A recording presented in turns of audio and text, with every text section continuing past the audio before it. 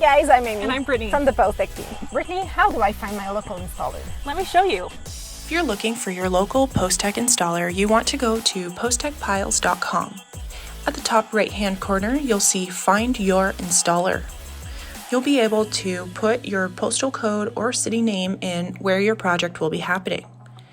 For now, we can just try Bracebridge, Ontario, and hit search.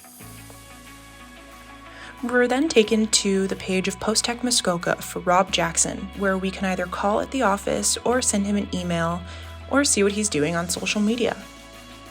If you'd rather, you can just scroll down a bit, put in your information, and have your local installer give you a call. Just make sure you put in your phone number, your postal code, your availability, and a short message describing what your project is about. Once you hit submit, your local installer will receive an email notification to give you a call as soon as possible. And that's how you find your local installer.